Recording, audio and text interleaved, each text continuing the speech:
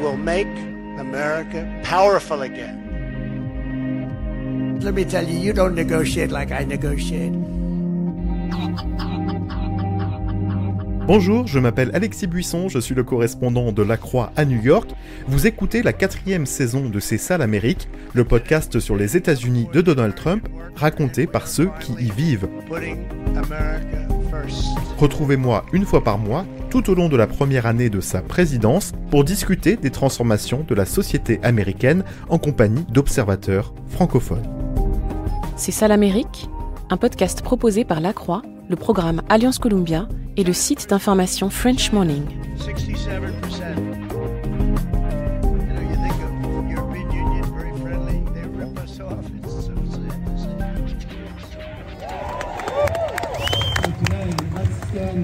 « 7 mars 2025, à New York, Donald Trump est foutu, la recherche est dans la rue. Nous sommes à l'une des premières grandes mobilisations du second mandat du président républicain. Stand Up for Science, Debout pour la science, est un grand rassemblement de scientifiques contre les mesures du gouvernement contre la recherche.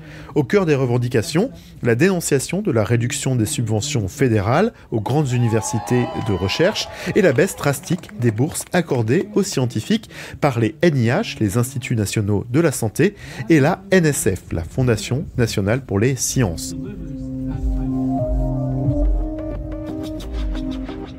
Près d'un an après le retour au pouvoir de Donald Trump, nous avons voulu savoir où en était la communauté scientifique américaine. Pour en avoir une idée, j'ai traversé le fleuve Hudson à l'ouest de New York pour me rendre au Lamont Doherty Earth Observatory, une unité de recherche en sciences de la Terre appartenant à l'Université Columbia. J'y ai rencontré Lex Van Ryn, un chercheur spécialisé dans l'impact sanitaire des produits toxiques dans notre environnement. Il a notamment travaillé sur la pollution au plomb ayant résulté de l'incendie de Notre-Dame en 2019. Il nous raconte comment il a vécu cette première année de Trump 2. Bonjour Lex Van Ryn. Bonjour. Merci beaucoup de nous accueillir ici dans votre labo. Qu'est-ce qui a changé dans votre quotidien de chercheur depuis que Donald Trump est revenu au pouvoir ? Comment vous expliqueriez ça ? Alors, c'est certain que je n'aurais jamais imaginé cette situation il y a quelques années. Personnellement, c'est certain que j'ai des projets qui ont dû s'arrêter, je peux en parler après, mais je n'ai pas été touché autant que le sont beaucoup de mes collègues, par exemple. Donc, la plupart de mon travail se poursuit, mais c'est certain que l'ambiance sur le campus, la vision à moyen terme sur l'avenir de la science aux États-Unis, c'est plutôt pessimiste en ce moment. Quels sont les projets, par exemple, que vous avez dû arrêter ? Alors, il y en a un des premiers qui a été arrêté, c'était financé par l'USAID, qui est l'agence d'aide au développement américaine. Et c'était un projet au Bangladesh où on essayait de réduire l'exposition à l'arsenic. L'arsenic qui contamine de façon naturelle les eaux de puits. Et nous avions une étude financée qui avait été lancée. Et l'USAID, bien sûr, a été totalement éliminé. Et donc, cet argent n'est plus arrivé. Par contre, il y a une fondation qui s'appelle le Wise Fund, qui avait été fondée par les personnes qui avaient reçu le prix Nobel de l'économie quelques années auparavant, qui avaient mis, je crois, leur argent du prix et d'autres fonds. Et nous avions reçu, mon collègue Jack Willis, qui est économiste à Columbia, et moi, nous avions reçu un email indiquant que si on avait un projet qui avait été financé par USAID, qui avait été éliminé, on pouvait essayer de le faire financer d'une autre façon. Et donc, ça s'est bien passé. Il y a d'autres projets comme ça qui ont été ralentis ou voire complètement interrompus ? Alors, un autre projet dans lequel je suis impliqué, c'est le National Institute of Health, NIH. Et lui est mené par mes collègues, des néphrologues dans le département sur le Columbia Medical Campus. Campus médical de Columbia. Et Columbia en particulier avait été ciblé, bien sûr, par l'administration actuelle. Donc, tous les projets financés par des agences fédérales avaient été bloqués, y compris celui-là. Et là, c'est un projet international. La question là qu'on se pose, c'est pourquoi est-ce qu'il y a tant de personnes qui travaillent des travaux agricoles dans les zones tropicales et des maladies de reins mais tôt, donc à 30 ans déjà, dialyse, et c'est une grande question.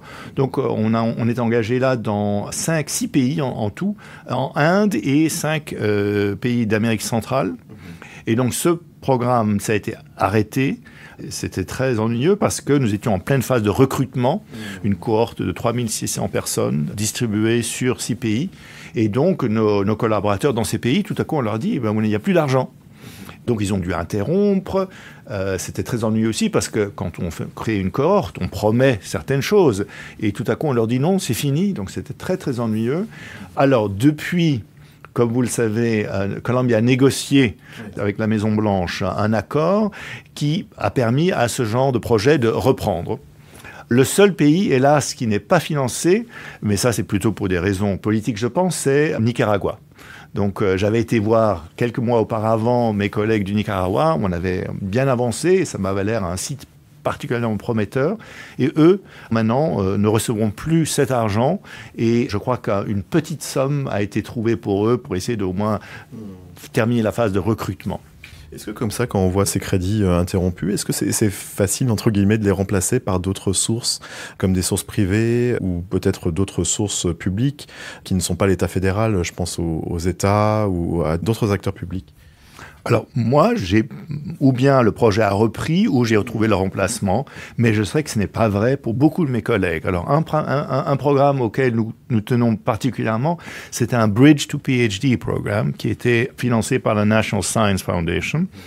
C'est un pont vers le PhD, pour traduire. Exactement. Donc, des jeunes scientifiques qui ne sont pas encore prêts pour faire une demande de PhD. Le PhD aux États-Unis est totalement couvert. On reçoit un salaire modeste, mais on est payé. C'est en fait une opportunité fantastique dont j'ai profité moi-même aussi. Et donc, ce problème, c'est un programme de 1 an pendant lequel ils prennent des cours à Columbia et en même temps, ils font un projet de recherche. Je crois qu'on en avait une douzaine de ces étudiants sur le campus. Et ça, c'est le type de programme, donc, d'essayer d'aider des scientifiques prometteurs de milieux moins favorisés à faire ce pas supplémentaire pour leur donner des chances au moins égales à ce que beaucoup d'autres nous avons eu. Et ça, c'était clairement ciblé par l'administration Trump et ça a été bloqué. Et ça, je sais que c'est dans tout le pays, tout ce qui était increasing opportunities, tout ça, ça a été bloqué et c'est terrible, ça c'est dévastant. Alors ce que nous avons fait ici, notre directeur a fait un appel en fait à nous tous chercheurs et il a dit l'observatoire va payer la moitié, va faire un matching. Si vous avez de l'argent pour essayer de permettre aux étudiants qui y sont maintenant de terminer leur parcours, l'administration va donner donc l'autre moitié. Et donc, je crois qu'on a pu tous les garder grâce à ça. Moi, par exemple, le semestre prochain, je vais avoir un étudiant supplémentaire qui va faire sa recherche. Donc, sur place, on peut parfois... Columbia est quand même une université assez riche. Je sais que Columbia aussi a pris un emprunt de l'ordre de 500 millions de dollars pour que les projets, justement, surtout lorsqu'il y a un aspect médical à la recherche, il y a des patients, ne pas les arrêter en cours. Donc, je crois qu'on a été aidé par le fait qu'on soit à Columbia, de ce point de vue, même si en même temps, Columbia était clairement ciblé par la Maison-Blanche. Vous pointez à quelque chose d'assez intéressant à mon sens, qui n'est pas forcément très couvert par les médias.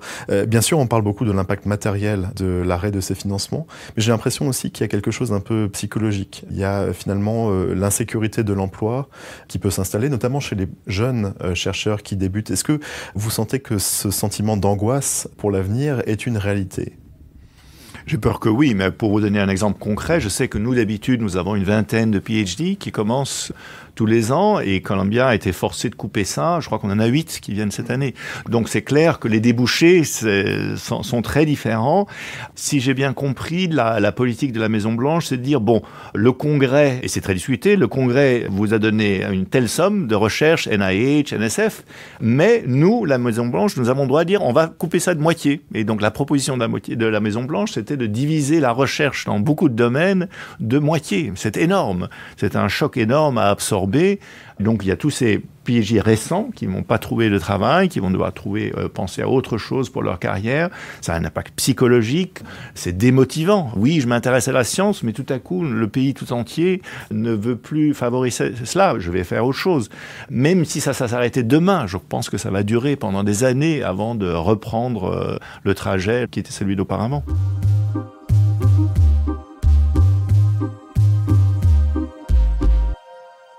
Avant d'aller plus loin, faisons un gros plan sur la façon dont le gouvernement Trump a changé la recherche. Il a commencé par geler ou réduire les rangs des quelques 280 000 scientifiques et ingénieurs employés par l'État fédéral. L'un des ministères touchés est l'EPA, l'Agence de protection de l'environnement. Son unité de recherche et développement, chargée de l'analyse des dangers environnementaux, comme la pollution, le changement climatique ou les feux de forêt, a été fermée. Elle était composée de plus d'1 millier de chimistes, biologistes et autres toxicologues. Par ailleurs, la fin du soutien de l'État au programme de diversité, équité et inclusion, ce qu'on appelle le DEI, ont conduit les agences publiques à passer au crible les subventions accordées aux projets de recherche en utilisant des mots-clés comme antiraciste, diversité et d'autres termes jugés sensibles.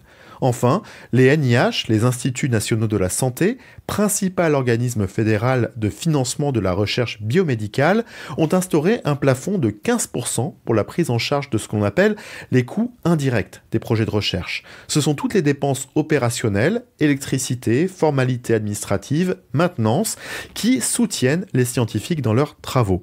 Auparavant, l'agence couvrait entre 30 et 70% de ces coûts indirects.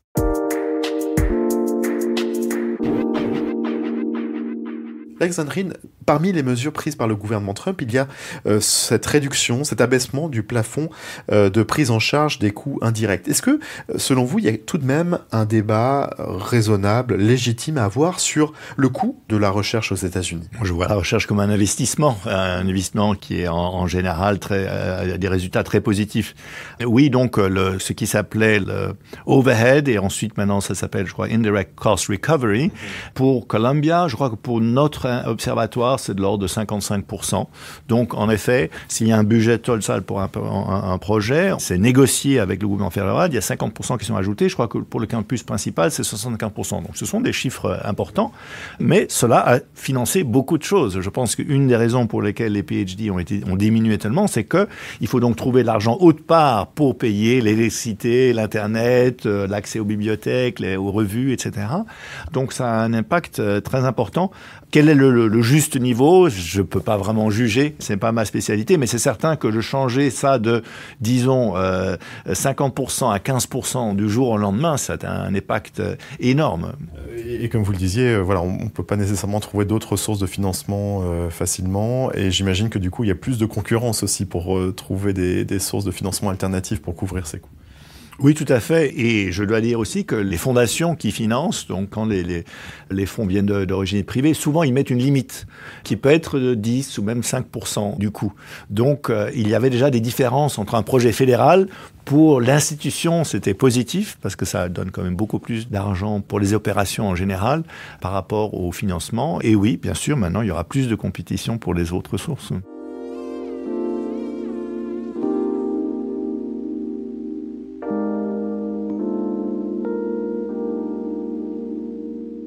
Est-ce que vous considérez que la recherche scientifique américaine aujourd'hui, la prééminence des États-Unis dans la recherche scientifique est en danger ? Est-ce que vous avez le sentiment que finalement, ce qui se passe aujourd'hui, c'est un revers qui n'aura pas de conséquences de long terme ? Je ne sais pas. C'est clair que l'impact, comme on l'avait dit auparavant, ne va pas disparaître d'une année à l'autre, ça va être à long terme. Est-ce que ça reflète un scepticisme plus fort dans tout le pays au sujet de la science ? Je ne sais pas, j'espère pas. Même réduit de façon importante, je pense qu'il y a encore de la recherche importante qui se fera. Est-ce que ça fera d'une autre façon ? Je voudrais dire qu'il y a une chose qui m'inquiète, par exemple, peut-être que vous avez lu ça aussi, c'est que les agences comme NIH et NSF sont habituées à se fier à l'avis des scientifiques pour la sélection des propositions. Et si j'ai bien compris, maintenant, il y aura une sorte d'examen à la dernière minute, un peu plus politique. Est-ce qu'il y a des sujets qu'on va bloquer, liés au changement du climat, par exemple, ou est-ce que d'autres qu'on va favoriser ? C'est inquiétant. Votre recherche, elle touche aussi aux minorités, quoi, qui sont exposées au plomb ou à d'autres matériaux toxiques. Donc, vous craignez que vous vous retrouviez au milieu de ces considérations-là?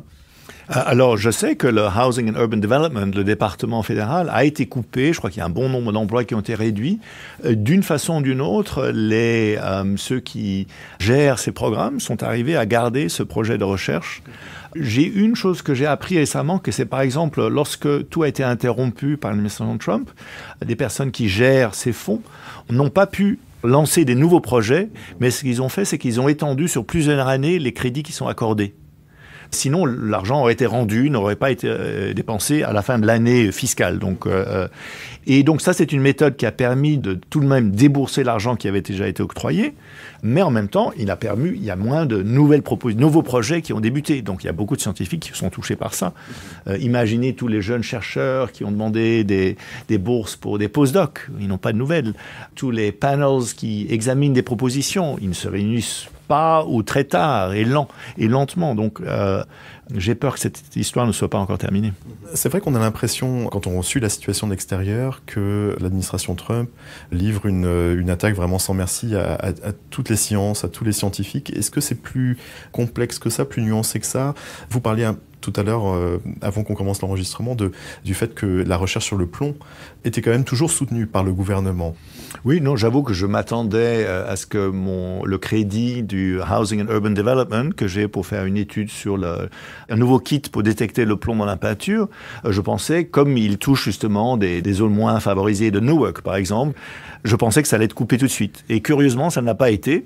Mon administration m'a dit ne dépensez rien parce qu'on ne sait pas ce qui va se passer. Mais en fait, ça a été maintenu. Et même, j'ai reçu un email récemment du US EPA, Environmental Protection Agency, qui a dit notre mission doit continuer, nous devons réduire les expositions au plomb. Je ne sais pas comment ces choix sont faits. Il y a beaucoup, bien évidemment, de chercheurs à l'international qui rêvent de venir aux États-Unis pour faire leurs recherches, pour se développer d'un point de vue professionnel. Vous leur conseillez aujourd'hui de venir aux États-Unis? C'est, à votre sens, une bonne décision à faire en ce moment? Moi, j'ai fait le choix de venir et je ne regrette. Oui, je ne regrette pas. Venir en tant que jeune chercheur, moi, je pense que si le labo d'accueil a ce qu'il faut, moi, je conseillerais. Mais en même temps, moi-même, j'espère passer plus de temps en Europe aussi, à continuer à faire de la recherche avec des institutions européennes. Je ne crois pas que ce soit une raison pour le dire. Je ne vais pas essayer tenter ma chance ici. Bien sûr, ce n'est pas votre cas. Vous ne voulez pas, a priori, rentrer tout de suite en Europe. Mais c'est vrai on lit ici et là des tentations de certains chercheurs de quitter le pays. Est-ce que c'est plus facile à dire qu'à faire, en quelque sorte? Qu'est-ce qu'il faudrait finalement pour la France ou d'autres pays pour accueillir ces chercheurs américains qui ne veulent pas rester ici? Il faut des moyens. Et si je me souviens bien, l'Union européenne, donc au-delà des pays, avait décidé de faire une sorte de fonds pour faire revenir. Et c'était de plusieurs centaines de millions de dollars. Donc ça fait très important. Mais pour vous donner une idée, le budget de Columbia, de l'argent de recherche annuel, donc fédéral, c'est de l'ordre de 1,5 milliard. Donc, maintenir un programme de recherche, des chercheurs à cette échelle, c'est très difficile. Donc même si la situation n'est pas nécessairement bonne aux États-Unis, elle reste quand même assez avantageuse pour les chercheurs, vous diriez? Je pense. Une différence, c'est l'Europe, lorsqu'elle pense à ces fonds, peut-être que les salaires, en fait, n'ont pas besoin d'être couverts par ça. Donc ça pourrait déjà avoir un impact important. Mon institut, par exemple, la moitié des chercheurs, leur salaire vient de ces crédits. C'est peut-être pas nécessaire pour tout. Non, moi, je ne découragerai personne de venir ici, mais il faut essayer d'équilibrer ou penser à une sorte de solution de rechange au cas où des choses ne se passent pas trop bien.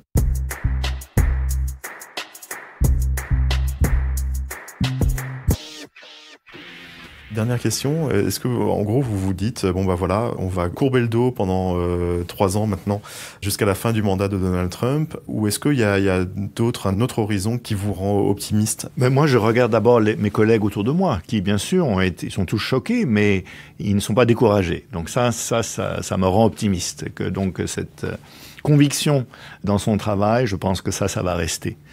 3 ans, en fait, il y a quand même les midterm elections dans 1 an. Donc, si les choses changent au niveau du Congrès, il pourrait y avoir des modifications.